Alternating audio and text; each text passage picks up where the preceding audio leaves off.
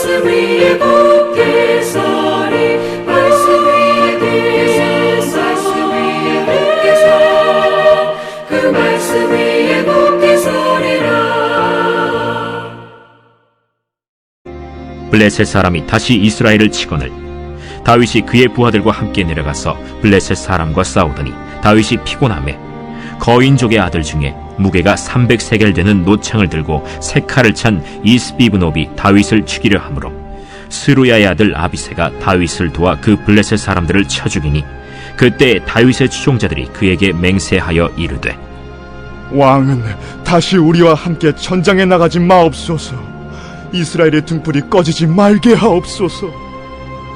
그 후에 다시 블레셋 사람과 곱에서 전쟁할 때에 후사 사람 시프게는 거인족의 아들 중에 삽을 쳐 죽였고 또다시 블레셋 사람과 곱에서 전쟁할 때에 베들레헴 사람 야레오르김의 아들 엘하나는 가드 골리앗의 아우 라흐미를 죽였는데 그자의 창자로는 배틀채 같았더라. 또 가드에서 전쟁할 때 그곳에 키가 큰 자 하나는 손가락과 발가락이 각기 6개씩 모두 24개가 있는데 그도 거인족의 소생이라.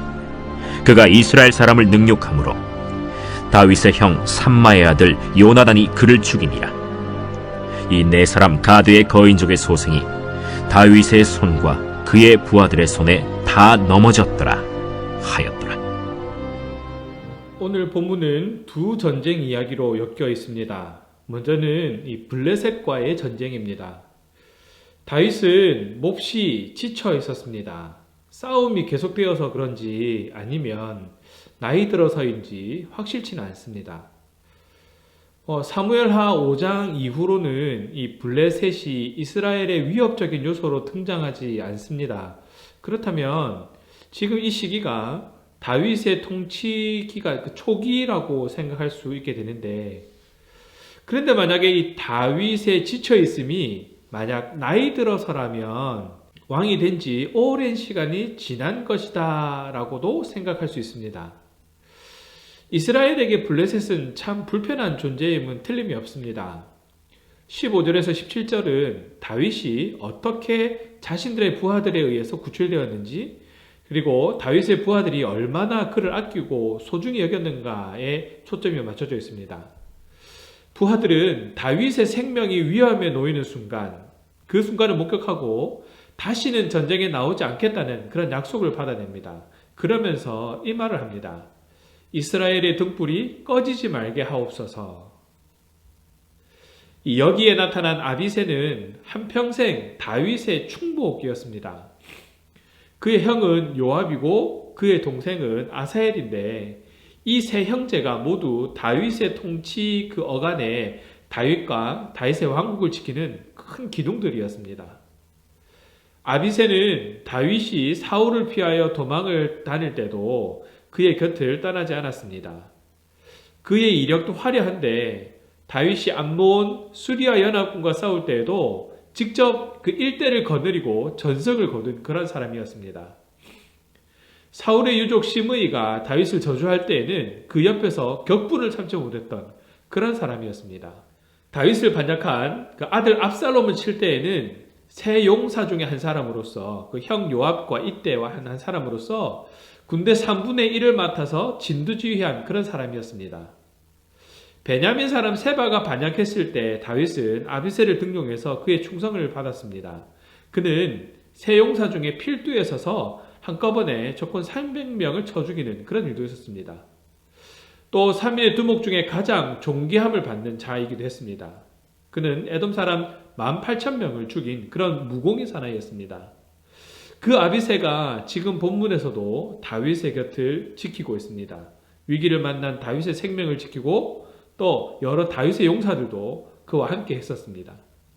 지금 우리는 그 전투 승리의 현장에서 아비새를 위시한 다윗의 용사들이 정말 눈물겨운 충성을 다하는 모습을 보면서 진심을 다하는 말을 보고 있는 것입니다. 왕은 다시 우리와 함께 전장에 나가지 마옵소서. 이스라엘의 등불이 꺼지지 말게 하옵소서. 다윗을 가리켜서 이스라엘의 등불이라고 하는 그 말을 쓰고 있습니다. 여기서 이 등불이라고 하는 말은 번영, 생명력의 상징을 나타냅니다. 공의로운 권력과 통치의 상징이기도 합니다. 등불은 빛의 상징이지요. 어두운 세상에 대한 이정표를 뜻합니다. 다윗을 가리켜 이스라엘의 등불이라고 하는 말 속에는 당신이야말로 이스라엘의 갈 길이요 이스라엘 민족의 소망입니다 라는 그런 의미가 담겨 있습니다. 그 등불이 꺼짐은 이스라엘의 파멸을 뜻하는 것이고 절망이라는 사실을 염두에 두고 한 말입니다. 만약 다윗이 전쟁 중에서 목숨을 잃는다면 그것은 이스라엘에게 큰 비극이고 어두움이라고 생각하였습니다. 그래서 다윗이 다시 전장에 나가는 것을 극구 반대하면서 만류하고 있는 것입니다. 또한 결코 이스라엘의 등불을 꺼지게 할 수 없다는 그런 비장한 각오를 보여주기도 하는 겁니다. 왜 이렇게까지 할까요? 다윗이 받은 왕권의 출처가 너무나 분명하기 때문입니다. 다윗이 이스라엘의 왕이 된 것은 하나님이 작정하시고 하나님의 계획에 따라 이루어 가신 하나님 자신의 주권적인 산물이라는 것을 다윗을 따르는 자들은 확신하고 있었던 것입니다. 다윗이 선지자 사무엘에 의하여서 장차 이스라엘의 왕으로 기름 부음을 받았을 때 이미 여호와의 신이 다윗에게 크게 감동하였다라는 기록을 우리는 잘 알고 있습니다. 다윗의 빛은 붉었고 눈은 빼어나고 얼굴이 아름다웠습니다. 그 중심은 하나님 보시기에 너무 좋았습니다. 그러던 다윗은 처음 유다 지파의 왕으로 기름 부음을 받았습니다. 그는 헤브론에서 7년 6개월간 유다를 다스렸고 나중에 전 이스라엘 12지파의 지지를 받아서 이스라엘의 왕이 됩니다. 예루살렘에서 34년 동안 이스라엘의 주권자가 되었습니다. 그래서 하나님은 다윗에 대하여 말하기를 내가 이새의 아들 다윗을 만나니 내 마음에 합한 사람이라 내 뜻을 다 이루게 하리라고 말씀하셨습니다. 다윗의 신복들이 다윗을 이스라엘의 등불로 여기고 그 등불을 지켜서 꺼지지 않게 해야 한다고 하는 것은 하나님께서 다윗을 이스라엘의 등불로 켜주셨다는 그런 믿음으로부터 저들에게 있어 이스라엘의 상징과 같은 그러한 것입니다. 하나님은 다윗을 가리켜 이스라엘의 등불이라고 하십니다. 또한 다윗과 그 자손들에게 마태복음 1장 1절에서 말하는 것처럼 아브라함과 다윗의 자손 예수 그리스도의 계보를 알려주시면서 자손들에게 대대로 등불을 켜고 꺼지지 않게 하시겠다는 약속을 우리에게 보여주십니다. 시편 132편 17절에는 내가 거기서 다윗에게 뿔이 나게 할 것이라 내가 내 기름 부은 자를 위하여 등을 예비하였도다 라고 말합니다. 다윗에게 뿔이 나게 한다 라고 하는 것이나 기름 부은 자, 등을 예비하였다. 이 모두 예외 없이 그를 통하여서 인류의 메시아 예수 그리스도가 나실 것을 예언하는 것입니다. 다윗과 그 아들 솔로몬으로 이어지는 이스라엘의 등불은 마침내 이 모든 날 마지막에 의의 태양으로 세상의 빛으로 오실 예수 그리스도를 예언하고 있는 것입니다. 이사야 9장 2절에서 그는 세상에 오실 큰 빛이다 라고 말합니다. 시편 132편 18절에서 그 등불의 빛을 받는 백성들에게는 면류관으로 빛날 것이요 원수들에게는 수치로 입혀질 것이다 라고 말합니다. 이 시대의 등불은 바로 세상의 빛이신 다윗의 자손 예수 그리스도임을 보다 분명히 합니다. 그 등불을 받은 오늘의 교회가 이 세상을 비추는 등불입니다. 마태복음 5장 14절에서 15절에서도 너희는 세상의 빛이라고 말합니다. 그렇다면 오늘의 우리가 등불을 지키는 사람이라고 하는 그 존재적 의미와 사명이 더욱 분명해지는 것입니다. 교회는 세상의 빛이요 등불입니다. 그 성도는 바로 세상의 빛이요 등불입니다. 그리고 교회로 파송받은 사자들이 빛이신 예수 그리스도를 드러내는 등불입니다. 이스라엘의 통치자 다윗이 이스라엘의 등불이요 그 등불이 꺼지지 않도록 지키는 그의 신복들이 모두 이스라엘 국가의 등불입니다. 저들이 숨쉬고 움직일 동안 이스라엘은 어두워질 수가 없었습니다. 블레셋 같은 사탄의 적장들이 이러한 등불을 꺼버리려고 합니다. 그래서 우리는 모두 깨어 있어야 합니다. 교회를 사탄의 침략에서 지켜내야 하는 것이죠. 오늘 본문에 등장하는 또 다른 전쟁 이야기가 18절에서 22절에 언급됩니다. 주요 골자는 이스라엘의 장군들이 거인 넷을 몇 번의 전쟁을 치르면서 죽였다라는 내용입니다. 하나님이 그들을 도와주셔서 다윗과 그 용사들이 거인들을 죽이는 쾌거를 이루는 것이죠. 하나님께서 도우셔서 그들에게 승리를 주셨기 때문에 자연스럽게 하나님께 감사와 찬양을 돌리는 그런 분위기가 만들어집니다. 사랑하는 신앙가족 여러분, 우리의 전쟁은 우리의 수고와 노력이 분명히 들어가는 것이지만 하나님께서 함께 하고 계심을 잊지 마시기 바랍니다.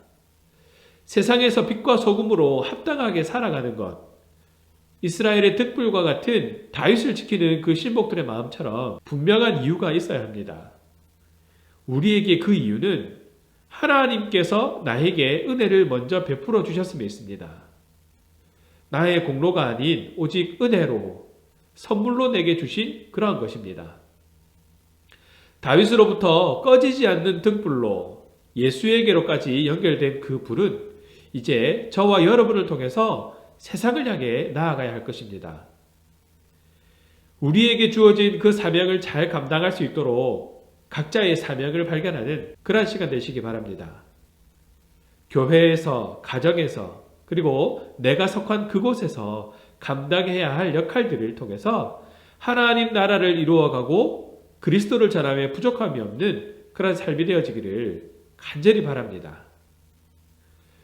다윗을 등불로 여기고 다윗을 위하여, 이스라엘을 위하여 충정을 다한 용사들처럼 예수 그리스도를 향한 열심이 자기 의가 아니라 하나님의 섭리를 인정하고 따르는 그러한 삶이 되도록 무엇을 결단할지 생각하면서 이번 한 주도 은혜 가운데 거하는 그런 삶이 되시기 바랍니다.